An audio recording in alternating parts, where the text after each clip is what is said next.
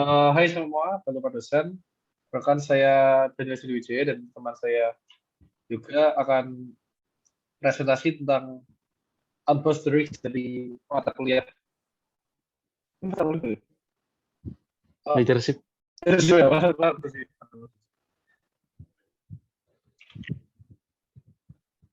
Lalu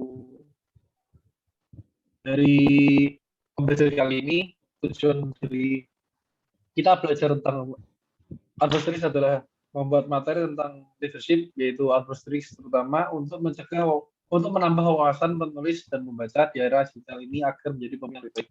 Lalu manfaatnya adalah membaca dan penulis dapat mengetahui cara memimpin di era digital saat ini dan memiliki wawasan tentunya tentang kepemimpinan di era digital. Membaca dan menulis diharapkan supaya suatu saat dapat mengetahui cara-cara memimpin di masa depan, terutama di era digital ini. Lalu pengertian unbound risk. Pengertiannya saya rangkumkan saja karena ini terlalu banyak, adalah kegiatan di mana kita menjaga relasi kita antara bos dan karyawan supaya tidak dapat bersifat layaknya budak dan majikan, tetapi setara sebagai mitra dewasa. Tata kelola perusahaan yang berdasarkan hierarki yang sudah tidak relevan seperti budak tadi itu sudah sangat rusak. Jadi kita lebih merasa kekeluargaan kita terhadap baik atasan maupun bawahan akan menjadi lebih baik. Kata dari bos adalah jalan yang ditawarkan sebagai penulis, yaitu kita tempatnya. Karena kata-kata bos itu ini ada ratusan. Kalau orang nyebut bos itu biasanya orang-orang yang hanya mau memerintah saja dan lebih cenderung tidak mau bekerja sama, hanya mementingkan hasil tanpa mempedulikan perasaan dari pegawai-pegawai di bawahnya. Bagaimana peran risk leadership dalam suatu perusahaan atau organisasi? Ada 4 poin di sini. Risk leadership yang handal dibutuhkan dalam penerapan risiko di organisasi karena peran pentingnya. Yang 4 saya rangkum, ada banyak sebenarnya, tapi yang di slide ini ada 4. Yang pertama, dapat mempercepat proses pembentukan manajemen risiko di suatu organisasi sehingga akan lebih terkontrol dan terarah. Yang kedua, merupakan salah satu faktor utama suksesnya penerapan ERM, Enterprise Risk Management. Hal ini penting meningkatkan ERP, dalam sistem setting strategi yang mendukung organisasi secara keseluruhan. Ini adalah faktor utama dalam menjunjung nilai ERM. Yang ketiga, dapat memastikan profil risiko agar tidak melebihi atau masih dalam risk appetite yang ya standar lah, nggak terlalu parah-parah banget. Menjaga efektivitas, efisiensi, proses manajemen risiko sangat penting karena risiko-risiko baik dalam mengendali organisasi internal maupun di luar organisasi eksternal dapat dideteksi dengan baik. Lanjut. Poin selanjutnya adalah dapat meningkatkan kesadaran mengenai pentingnya penerapan manajemen risiko secara proaktif, meyakinkan baik pihak manajemen maupun operasional dalam menunjukkan bagaimana manajemen risiko bukan hanya sekedar melakukan asesmen atau pelaporan, maupun juga memberikan value terhadap perusahaan. Lalu mampu membawa informasi yang lebih tepat dalam waktu yang tepat untuk sebuah entitas yang tepat. Kemudian informasi tersebut harus mengambil keputusan atau memilih risiko untuk menjadi pilihan tentang apa yang harus diambil. Intinya kita pilih keputusan di waktu yang tepat. Lalu menjaga semangat tim dalam tim manajemen risiko untuk melakukan live research dalam teknik governance dan proses manajemen risiko. Lalu terakhir mendorong terbangunnya budaya risiko dalam perusahaan. Lalu kita bicara tentang kepemimpinan. Apa sih peran kepemimpinan? Ada 4. Menyelesaikan bila ada masalah. Tidak hanya bila ada masalah, menyelesaikan segala sesuatu permasalahan di dalam perusahaan. Lalu memberikan contoh yang baik untuk anak-anaknya, melakukannya dengan sehat. Tadi itu maksudnya pemimpin itu bukan bos yang sangat kasar, tapi kita harus bekerja dalam satu tim. Lalu mau menerima mendapat dari orang lain, itu adalah sifat yang harus dimiliki dari pemimpin. Dari kriteria kepemimpinan era digital, saya ambil 2 kelompok besar aja, kemampuan berbudaya dan kemampuan inklusif. Kemampuan budaya adalah padahal pimpinan yang tidak dipersiapkan untuk bisa bekerja sama dalam orang berlatar budaya sangat berbeda, memberikan dampak negatif dapat jika berbeda budaya bisa saja memberikan dampak negatif terhadap semangat moral pekerja. Maka sebagai pemimpin yang baik kita harus bisa memberikan contoh dan memberikan semangat kepada anak buah kita walaupun berbeda budaya. Lalu kemampuan inklusif. Bersifat inklusif yaitu merupakan suatu kemampuan yang sangat vital dan diperlakukan oleh pimpinan saat ini. Pemimpin yang inklusif harus menyadari bahwa adanya sikap-sikap yang tidak terkontrol dan tidak disadari dampaknya oleh para pekerja. Karena itu pemimpin yang inklusif harus dapat menjaga rasa pengertian dan penghargaan yang tulus atas perbedaan pendapat antara anak buahnya. DNA of leadership ada 4, drive and passion, desire to lead, integrity, dan self-confidence. Yang pertama, drive and passion itu kerja keras, lalu ada keinginan untuk mencapai sesuatu, semangat yang tinggi, dan berinisiatif dan tekun. Desire to lead yaitu kemampuan keinginan untuk memimpin, mempengaruhi, dan willingness to take responsibility adalah keinginan dari dalam diri untuk mengambil tanggung jawab. Integrity ya wajarnya kepercayaan, konsisten, tujuan, panutan, dan kawan.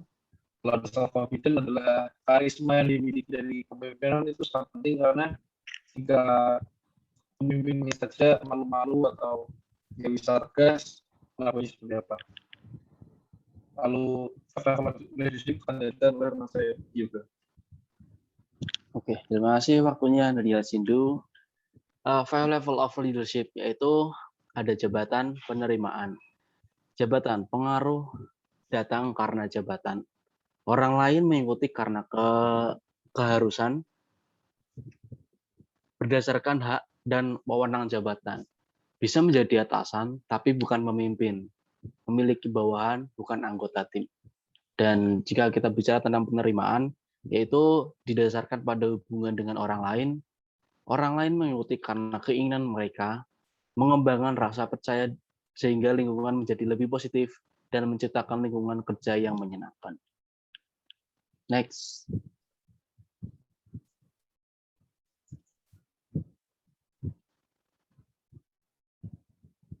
Terus di sini ada lagi produktivitas dan mengembangkan orang lain. Ketika kita berbicara tentang produktivitas, pemimpin memperoleh pengaruh karena apa yang telah mereka lakukan untuk organisasi. Pemimpin bisa menjadi pendorong perubahan dan menghadapi masalah yang sulit, membuat keputusan sulit yang akan membuat perbedaan di suatu organisasi tersebut. Lalu mengembangkan orang lain, kemampuan memberdayakan orang lain, pemimpin melakukan kaderisasi, mengembangkan pengikut sehingga menjadi pemimpin, kerjasama dan kinerja meningkat sangat tinggi, mengubah hidup orang yang dipimpin. Puncaknya yaitu biasanya karena memiliki bakat ilmiah, penuh rasa hormat, menyenangkan, dan berwibawa. Diikuti karena jati diri dan reputasi pribadi yang positif, lalu memimpin lintas jabatan, organisasi, dan bidang. Siapa sih yang menjadi pemimpin yang sangat penting untuk saat ini? Yaitu saat ini kepemimpinan sangat penting bagi diri kita sendiri.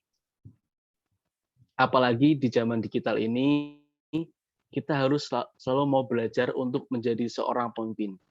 Karena sifat kepemimpinan yang sangat dibutuhkan itu, untuk kedepannya juga bisa dimulai dari memimpin sebuah acara atau bisa mulai dengan berani bicara di depan umum.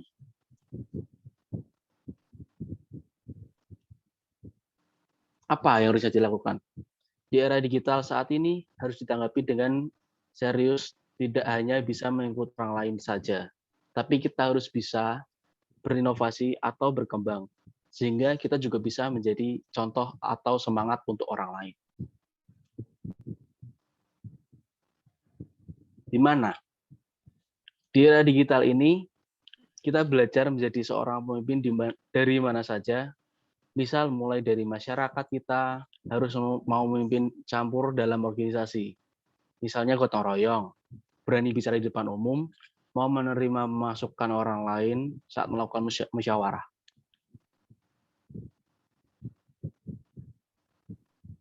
Oke, kesimpulan dari presentasi ini yaitu, jadi kita harus mau berkembang dan memiliki sifat kepemimpinan mulai dari sekarang, apalagi bila ingin menjadi seorang bos harus memiliki sifat.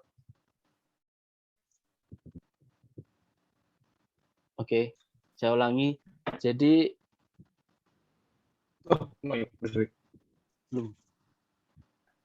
Oke, maaf, saya ulangi. Jadi kita harus mau berkembang dan memiliki sifat kepemimpinan mulai dari sekarang. Apalagi bila ingin menjadi seorang bos, harus memiliki sifat yang sangat bagus untuk dicontoh oleh seluruh anak buah agar dapat berjalan dengan lancar dan efektif. Karena bila kita tidak mempunyai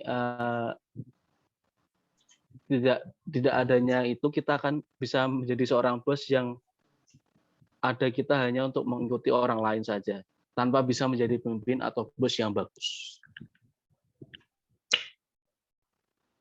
Itulah presentasi dari kelompok kami.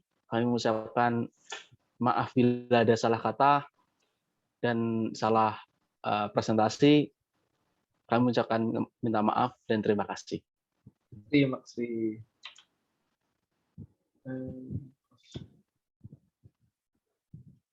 Oke. Saya tak essay. Kisaran oke.